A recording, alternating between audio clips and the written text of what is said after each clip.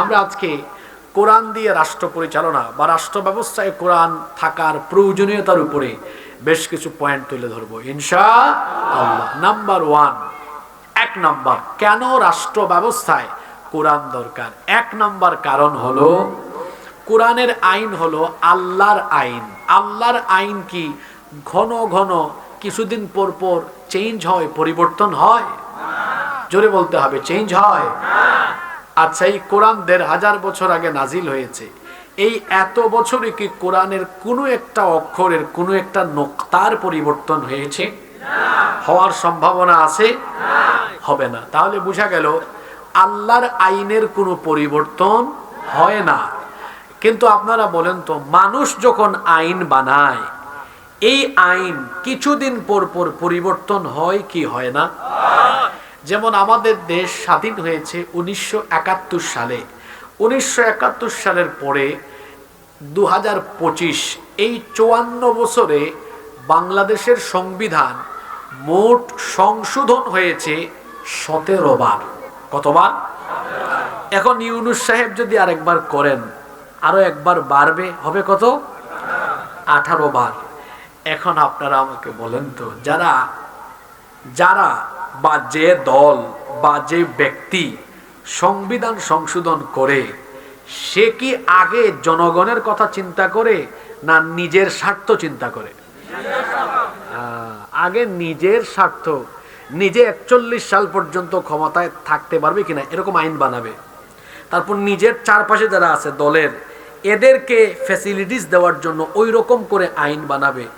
এখন যে ব্যক্তি বা যে দল বা যে মানুষ আইন বানানোর কাজে হাত দিলে আগে নিজের স্বার্থের কথা বিবেচনা করে আইন প্রণয়নে হাত দেয়, সেই স্বার্থপর মানুষের বানানো আইন দ্বারা কি সর্বসাধারণের উন্নতি আকাঙ্ক্ষা শতভাগ পূরণ হওয়া সম্ভব? জোরে বলেন, সম্ভব? তাহলে এই ভুল থেকে আমাদেরকে বের হয়ে আসতে হবে। আরে মানুষের যে খাসলত, সে তো আগে তার নিজের স্বার্থ বিবেচনা করে। এজন্য আল্লাহ তাআলা মানুষের ডেইলি নিয়মিত যেগুলা দরকার, এগুলো আল্লাহ মানুষের হাতে দেন নাই। কারণ আল্লাহ ভালো জানেন এদেরকে দিলে এরা যে স্বার্থপর, সে সব তার স্বার্থে ব্যবহার করা আরম্ভ করবে। এজন্য খেয়াল করেন, আল্লাহ তাআলা সবচাইতে জরুরি বিষয়গুলো তার কাছে রেখেছেন। যেমন আমি আপনাদেরকে কয়েকটা বিষয় বলি, আপনারা বলেন তো এগুলো আল্লাহ কি মানুষের হাতে দিয়েছেন কিনা? আগে বলেন, এগুলো আপনাদের ডেইলি প্রতিদিন লাগে কিনা? পানি, সবাই বলবেন, পানি, আলো, বাতাস, অক্সিজেন, আগুন, সূর্যের আলো, চন্দ্রের আলো। আমি যেগুলো বললাম এগুলো সব কার হাতে? এগুলো যদি আল্লাহ মানুষের হাতে দিতেন, হায় রে হায়, সামান্য একটি ইন্টারনেট তাদের হাতে ছিল, কয় বন্ধ করো, চালাইতে পারছিলেন ইন্টারনেট? জুলাইয়ে একটু ইন্টারনেট হাতে বন্ধ করে দিয়ে বলে আমরা বন্ধ করি নাই, বন্ধ হয়ে গিয়েছে। ভুলে গেছেন মনে হয় আপনারা? মনে আছে? তো যাদের হাতে একটু ইন্টারনেট থাকায় এরা ইন্টারনেট বন্ধ করে দিয়ে হেলিকপ্টার থেকে গুলি মারে। যদি এদের হাতে সূর্য, চন্দ্র, আলো, বাতাস, আগুন, পানি থাকতো, তারা বলতো সুবর্ণচরের মানুষ, নোয়াখালীর মানুষ বেশি ফডর ফডর করো, আমাদের কথা না মানলে পানি দিব না, বাতাস দিব না, অক্সিজেন দিব না, আলো দিব না। কি বলেন? বলতো কি বলতো না? এজন্য আল্লাহ কামটা করছেন কি, যেগুলা মানুষের দরকার ওগুলো আল্লাহ তার হাতে রেখেছেন, নইলে মানুষ যে স্বার্থপর এগুলাই করতো।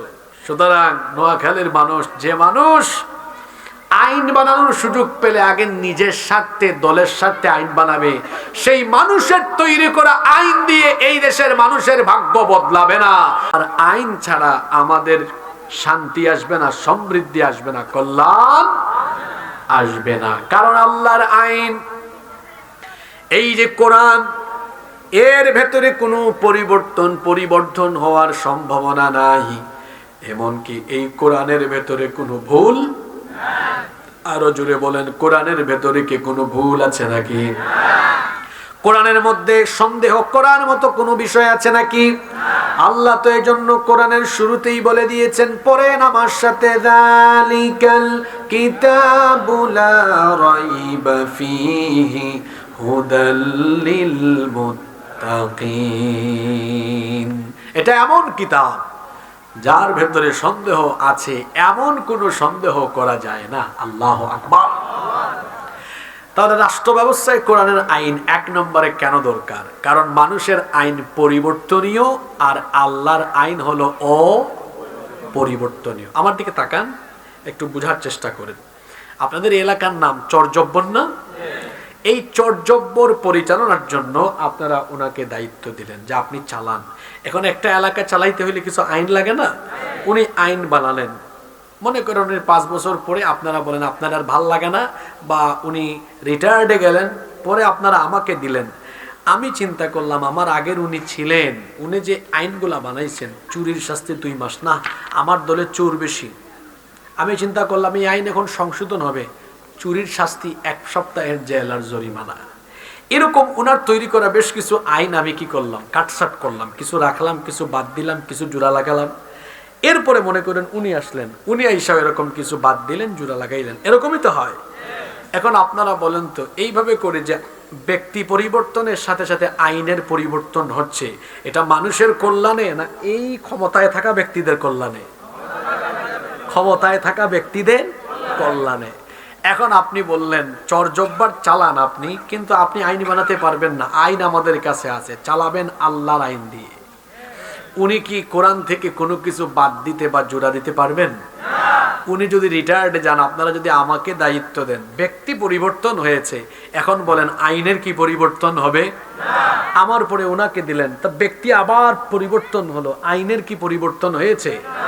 বাংলাদেশে 71 থেকে 2025 পর্যন্ত দল ক্ষমতা থেকে চলে গেলে এক দলের আইন আরেক দল কি করে সংশোধন করে, বাদ দেয়, জোড়া লাগায়।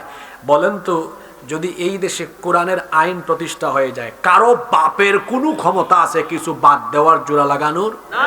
তাহলে আপনারা কি এই দেশে এই ক্ষমতা লিপ্সুদের, ক্ষমতার চেয়ারে থাকা ব্যক্তিদের স্বার্থের তৈরি করা আইন চান, না আল্লাহর আইন চান? আরো জোরে বলেন, কার আইন? মনোযোগ থাকবে তো? আজকে খুব গুরুত্বপূর্ণ টপিক শুরু হয়েছে, মনোযোগ শেষ পর্যন্ত থাকা লাগবে। আল্লাহ সবাইকে হৃদয়ের কান দিয়ে, দিলের কান দিয়ে শোনার তৌফিক দেন। আছে ওয়াজের বিষয় কি? কেন কোরআনের আইন দরকার? বলেন কেন? জোরে বলেন।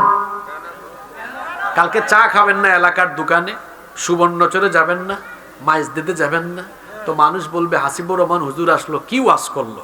তো বলতে হবে না যে হুজুর ওয়াজ করে গেছে, কেন কোরআনের আইন দরকার? জোরে বলেন, বিষয় কি? কেন? আমি পয়েন্টগুলা মুখস্থ করাই দিয়ে যাবো। এই যে দেখেন না, স্কুলে, মাদ্রাসায়, হেফজখানায় বাচ্চাদেরকে শেখায় ক খ গ ঘ, পড়ো আলিফ বা তা থা, সবাই বলে আলিফ বা তা থা, ওই বলতে বলতে কি হয়ে যায়, মুখস্থ হয়ে যায়। তো আমরাও যারা এখানে বসেছি মনে করবো আমরা এটা একটা ক্লাস, অন্তত পয়েন্টগুলো যদি আমরা মনে রাখতে পারি, কালকে চায়ের কাপে যখন চুমুক মারবেন, ওই চায়ের দোকানে আপনি দায়ী হয়ে যাবেন। আজকের এই আলোচনাগুলো মানুষকে শোনায় দিবেন, হতে পারে আপনার বক্তব্যে, আপনার কথায় আরো বহু মানুষ অনুপ্রাণিত হয়ে যেতে পারে। সুবহানাল্লাহ। এজন্য পয়েন্টগুলো মনে রাখতে হবে। পারবেন তো? জোরে বলেন ইনশাআল্লাহ।